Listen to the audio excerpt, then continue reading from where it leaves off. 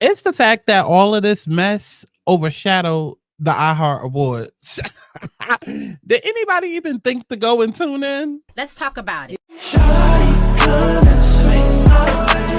We ain't gotta waste no time now, baby. Put that in my face. I just wanna bump and grind on you.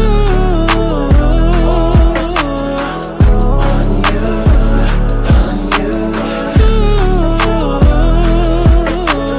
Want you on my face, so shawty, come and swing my way. I want people to have fun. Let's kick back. Let's get into a little tea. Let's not get too crazy, but let's enjoy the sip.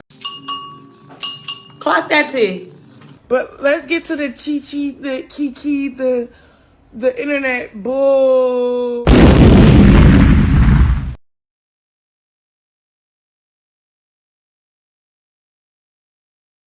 What is going on, y'all? It's Scott Santana, aka Chi.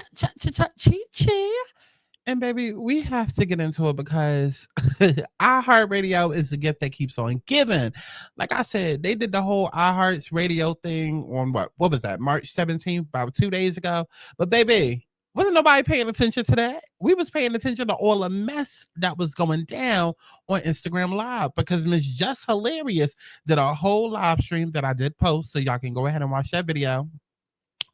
She did a whole live stream where she was basically airing out the Breakfast Club and airing out Lauren Lorenza or whatever her name is. Okay, now listen.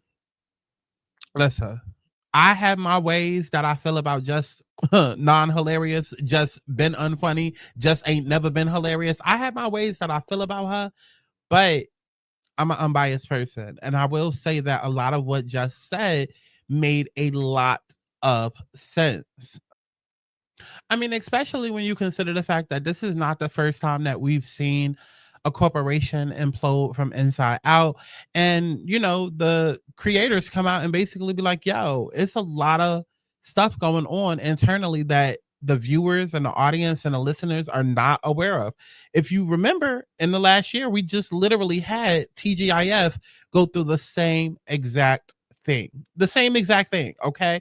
So when Jess came out and told her version of what happened, because you know there's always multiple sides to a story, I was more inclined to believe her version because I was like, we've seen this play before, we've seen this happen before. Okay, so let's just go ahead and get into a little bit of what Jess had to say on her live stream. Like when that we supposed to be a team up that bitch. Not one person comes to my defense at all. Like when like not one motherfucker ever with this online shit. Like, why the fuck should we have to keep playing it? Man, listen, I know one thing. Angela, you ain't that motherfucking crazy. Not as crazy as niggas try to make out to be. Nah, it's the reason that lady wanted to leave that show. I don't know how she did that shit for 13 years, my nigga. I'm telling you. I don't give a fuck. Y'all already know what's up with me. I feel played with. I'm gonna play with niggas. Like, that's just like, come on. I've been quiet a lot. If Jess Hilarious is quiet, it's a motherfucking reason. I always got my motherfucking mouth open. All the time. Now, how about y'all clear some of this shit up for y'all teammate? This shit is ran like a high school. Yeah. It's ran like a high school. It is. Fair East Side High.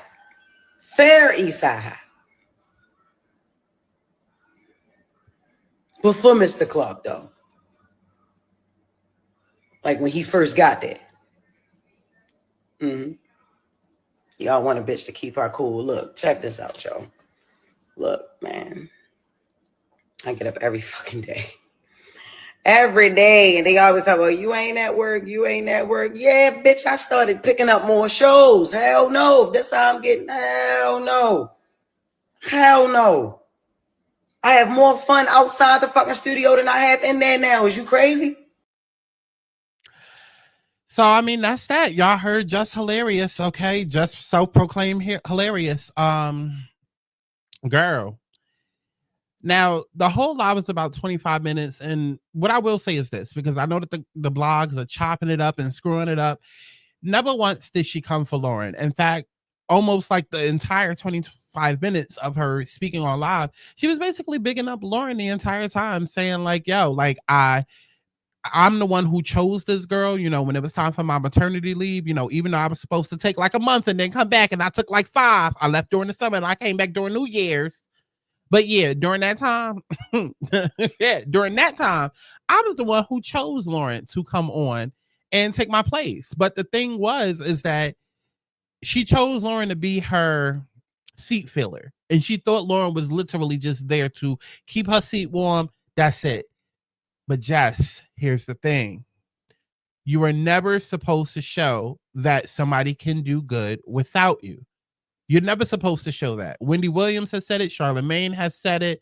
Like a lot of the greats have said it. Like you're never supposed to show a company that they're better off without you. Hell, y'all already know, baby. You take a sick day. They asking if you can come in tomorrow. You can have a whole flu. You can have C-19, baby. Y'all know how these companies operate. You dead today, they already got 10 replacements locked up by lunch. Y'all know how it works. So Jess, you're not without accountability. You're not without any type of accountability in this situation, because you should have never played with this job like that, especially after I just Googled and I saw that your net worth, at least for, I guess, your income for the Breakfast Club is estimated to be about 700,000, almost $1 million. Not granted, I'm not going to count her pockets. I don't know what money she needs or what she doesn't need, but I'm just here to say, with that type of money, baby, I know bitches that'll go do it for $7. Okay? Like, you got people that's willing and ready and thirsty that are willing to go over there and do what it is that they're asking and what needs to be done for way less. And so for you to have this job where you're playing around with that much money, I don't know. Okay, because listen, y'all will remember with the whole TGIF situation, Funky Dineva very infamously said how much money he left on the table, and then how he was much happier doing his YouTube. Da, da, da, da. So again, I'm not here to count her pockets and say what was enough money and what wasn't. Sometimes your sanity is the most, the biggest gift that you can have, right? However, Jess, like, you have to admit that you was playing in them people's faces just a piece, just a little bit, okay? But on the flip side, according to Jess, they was playing in her face. I helped hire this girl, okay? I gave my input for this girl to be my seat filler, and I come back and y'all are playing around, giving me the run around, and granted, Jess is not a head stock in the company. She's not a CEO. She ain't been there 10 years. So it's like, okay, granted, there's only so much that they're going to tell her. But I think y'all are missing the point where it's just like people are blatantly lying. It's like, okay, I don't have to know all the ins and outs, but y'all are literally blatantly lying to my face multiple times, telling me, oh, it's going to be this. Oh, it's going to be this. Oh, it's going to be this. And none of that is true. Y'all are literally lying instead of just saying, hey, we trying to test out Lauren and see if she would work as a 4th co-host. Like, why does it take me asking y'all 20 times to get this type of reaction? Like, what's going on? Right? And so that's basically what was happening. And then it gets to a point where, okay, Jess's personality starts clashing with Lauren's personality. She tells her to hush. She tells her to be quiet. Now, for me, those are fighting words. I would have smacked the shit out of Jess. Okay? Listen, her name would have went from Jess Hilarious to Jess Headless. Okay, yeah, that head would have been knocked off her shoulders. Because who you talking to, mama? Who you talking to? I'm sorry, you must have got me confused with that newborn that just came out your puss. Because who are you talking to? Okay, but she says that, and then she also mentions, because here's a key point that everybody's failing to remember. She mentions the fact that Charlamagne, the ever-living goddess, texted her and said, don't you tell her to be quiet, baby. Tell her shut up. We're going to play into this controversy, okay? Because Charlamagne, the ever-living goddess, he lives for the drama. He lives for the drama. They want the mess, okay? They want the mess. That's why they hired Jess with the mess, who was forever in a goddamn controversy. Right, clock it. Okay, more reasons as to why she shouldn't have been there, but okay. So they started playing into it, and now the whole public, has this perspective that her and Lauren don't like each other. And so That's the narrative that's out there. That's the narrative that's out there. And unfortunately, Jess, your mess has preceded you. Your reputation has preceded you because ever since you've joined Breakfast Club, it's been nothing but mess surrounding you. Like, again, they hired you to do a segment called Jess with the Mess, but your whole entire package, your whole entire job description, everything has now come with nothing but mess. And so yeah, people are gonna drag you. Yeah, other comedians that are washed up are gonna come out and have a laughing day with you. Yeah, a lot of people are on the same page. Like, yeah, fire that hoe. Okay, because when you get this job that's paying this much money and then you act like you don't want to be there, and then you doing these lives saying, "Oh, I didn't need to be there. I wanted to be there." Girl, we can tell because it's given that you were a fan and not necessarily somebody that was there ready to show up and actually work. Right? That's what it gives, right? But I'm not gonna give Jess too much. I'm gonna let y'all do that. What I actually want to scoot on over and get into is Kendra G. Okay, because Kendra G was one of the people that was actually up and running to be one of the guest co-hosts. And she actually had a lot to say. And I guess this is an old clip that has resurfaced. But let's get into it because I feel like it definitely relates to what Jess has come out and said. That you actually were going to level up and take it to the Breakfast Club. Well, leveling up from your, because that would be syndicated. Oh, yeah, I know all this backstory. So basically, because in Chicago, y'all were in one market. So you were supposed to sit in for Breakfast Club, or what happened over there? Okay, so let's get into that. So basically, I come from radio. It was the same company. At the time, I was doing my single show. So there was plans of, I knew my time in Chicago was done. Like, it was time for me. Either I was quitting and going to California. Obviously, when the Breakfast Club came about, it's like, wait a minute. Okay, let me get into this and see what this is about. And just being fully transparent and honest, I was getting a lot of pushback as just filling in, like guest co-hosting. And they had a schedule, and I was fighting to get a chance to guest co-host. Right. And then, you know, it became very apparent that, oh, they ain't really considering me for this job. Really? And, oh, yeah, really. Was it like how they were treating you? Well, okay, well, let's just give the true story. The day I got to finally guest co-host. Because you're really close with Charlamagne. That's how I know you for the most part. That's how we've met. Right. Yeah. We haven't talked in a while. Big ups to Charlamagne. But during this time period, I was supposed to guest co-host. I had a day. They said the night before that I wasn't going to get, not Charlamagne, but the program director. Yeah. I wasn't going to be able to guest co-host because things changed. Things do happen in radio. They have pre-recorded interviews. But I was able to come in the next morning and still just do some talk breaks with Envy. Well, when I went in the next morning, Jess Hilarious was there. Shout out to Jess Hilarious, super talented, deserves to be her job. Like, this is nothing about her at all, right? So I want to make that clear. I think she was an excellent choice. But still, with that being said, as a company employee, I wasn't really given an opportunity to even guest co-host, really, according to, and they will say, you were on the list, we were going to get to you. This is where the boss, Kendra, comes in. You can't get to me. Like, you know, if I'm watching for 2 months, people getting the chance to guest co-host, and I work for the company, and I got to wait, that's not going to happen. So literally. Let me throw this in there, too, because a lot of times, and we would have some of this dissent within the company, because we were all the same company, even though it was different cities. We always felt like being in Chicago, okay, you got New York, you got LA, then it's our turn. Right. So if because it's the third largest. Right. So if you saw market. people coming in from a smaller city, smaller part, you feel like, how did they get ahead of me? But I don't even feel that way. I feel like you got to deserve everything, right? You have to earn it. So you don't just get it just because this is a business. It's a numbers game. Right. I get all that. So I don't take that part personal. Okay. I do take guest co-hosting when they were going through that time period. Like, I wasn't given the fair opportunity during that time period. They would say, we were going to get to you. So it wasn't like you were going to get a chance to guest co-host. But literally, after that experience, I did it. And again, because I know this might go viral, shout out to Jess Hilarious. That's your job. You kill it. I've always loved you. But I quit after that. Literally. So that was the final show. I was done. Like, that Friday, I had to go back to do one more episode in Chicago. It was May 1st. And I was going to Italy for my birthday. And I knew I was not returning, and I sent my resignation letter while I was in Italy, and I never went back. And did they try to like stop you from leaving? Well, you know, you got to think about it. People I'm the underdog. Like, I left. I was in contract, So I left 6 months before my contract, but I didn't get no severance package. I didn't get no unemployment. So they're like, okay, girl, I walked away from it. It's like, don't hold me to my contract. I'm not gonna hold y'all to anything. And I left and I moved to Beverly Hills, California, and I started my own company and my own She bought thing. a Rolls Royce, and that was all she wrote. Well, yeah, now they couldn't afford it. Yeah, now they couldn't afford me. But I do want to say this: life played itself out the way it was supposed to play itself out. I mean, listen, we worked in radio, right? So I'm not gonna lie, that was an emotional time, right? It's like I worked this hard and I don't get my fair shot to get in the game. Like, put me in the game, coach. Right. But I do think that, big ups to them. They're a very successful show. I think Jess that we beat in mostly every market. Oh, hey, you. Okay. Okay. Okay.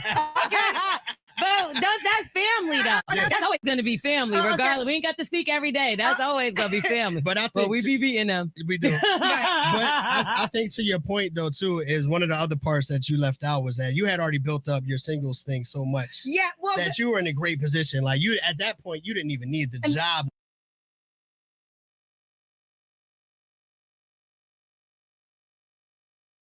Anything, and I left and I moved to Beverly Hills, California, and I started my own company and my own she bought thing. a Rolls Royce, and that was all she wrote. Well, yeah, now they couldn't afford it. Yeah, now they couldn't afford me. But I do want to say this: life played itself out the way it was supposed to play itself out. I mean, listen, we worked in radio, right? So I'm not gonna lie, that was an emotional time, right? Yeah. It's like I worked this hard and I don't get my fair shot to get in the game. Like, put me in the game, coach. Right. But I do think that, big ups to them. They're a very successful show.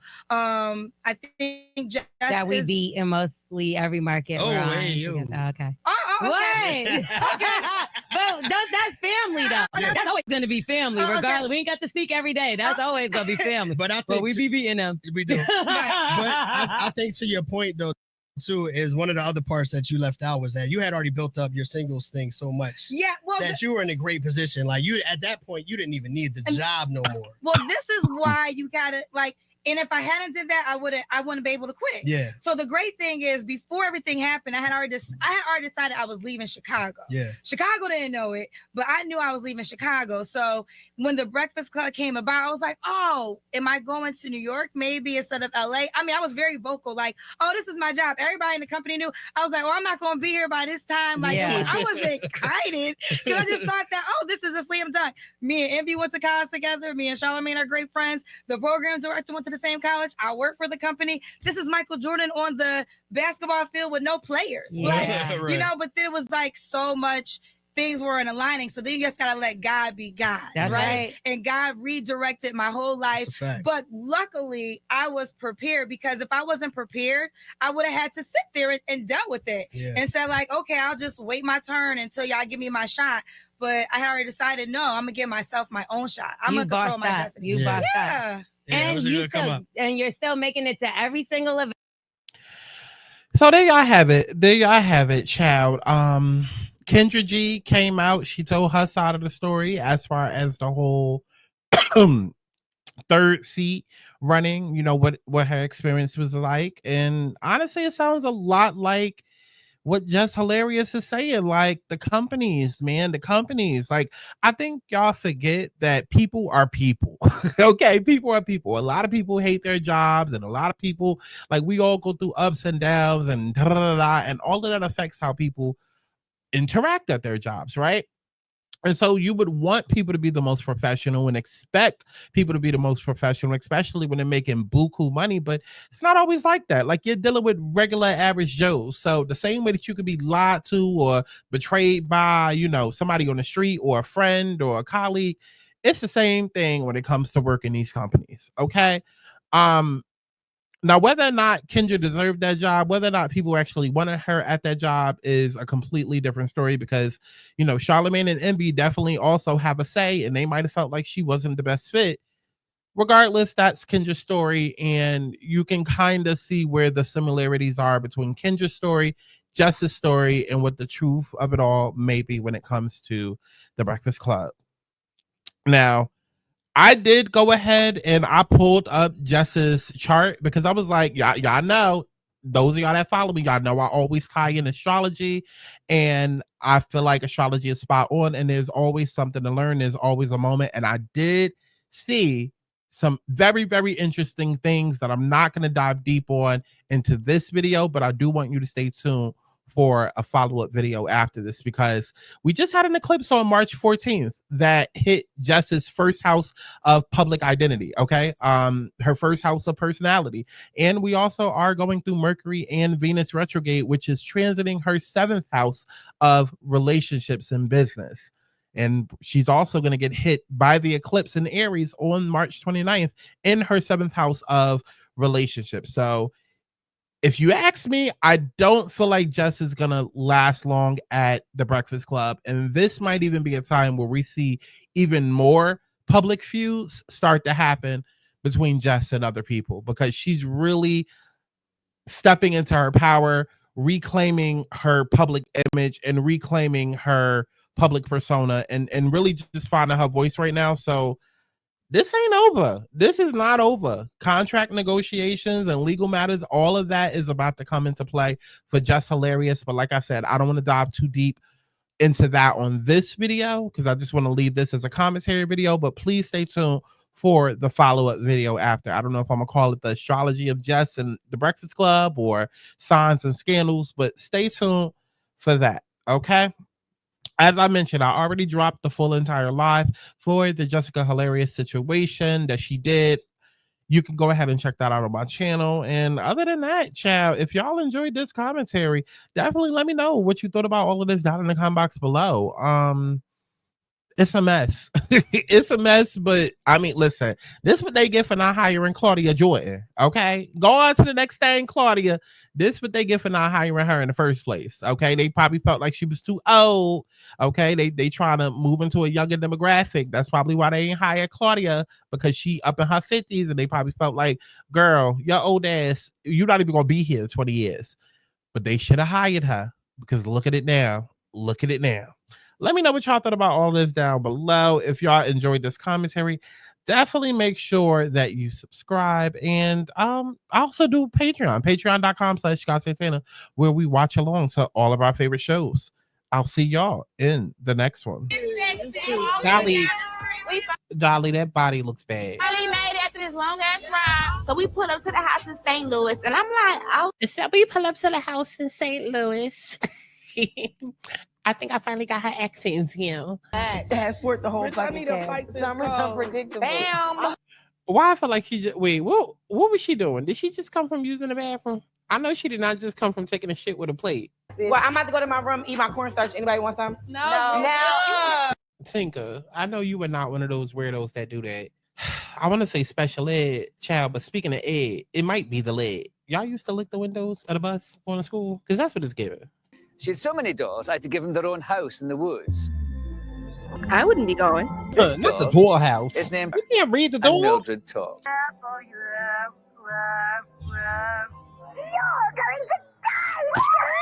Okay. I just got sprayed in the face. Not the. God, this mission is. We really do need a day where we just talk about topics. Maybe like Topic Tuesday. And that's what I said. Because the one about squirting, I have questions. And I have answers. And they're only like half paying attention while they're Girl, boo-hoo. Nanny. I should have probably taken a cab. How many kisses should I give you today? 50,000. That sounds like the amount of rent she pay a month. You know, and when I start drinking, shoot, I gotta make sure my titties stay in. Girl, no, that's when they supposed to come out.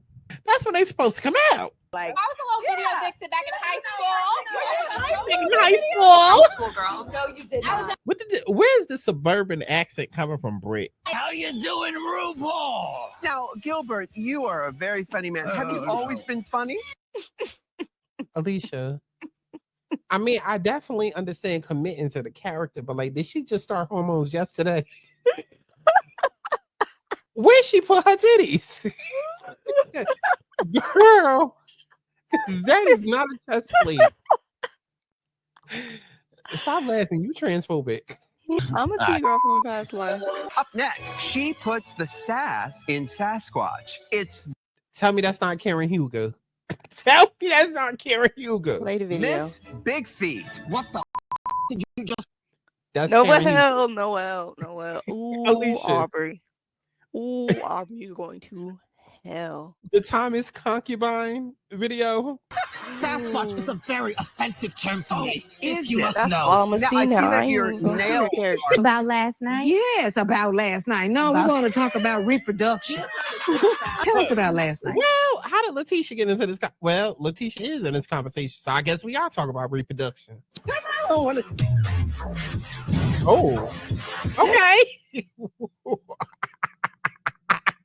Why y'all ain't tell me Natalie Nunn was going to be on Married to Mess? Child. So they just getting everybody from Zeus Network. Remember the season when Jocelyn was up here reading Toya? His wife is broad. She is built like Ivory, girl. Tell you every time I saw on the bed, none of these bitches is touching you. She's a fine, she's a dime. To these hoes, she's a dime. She got shine.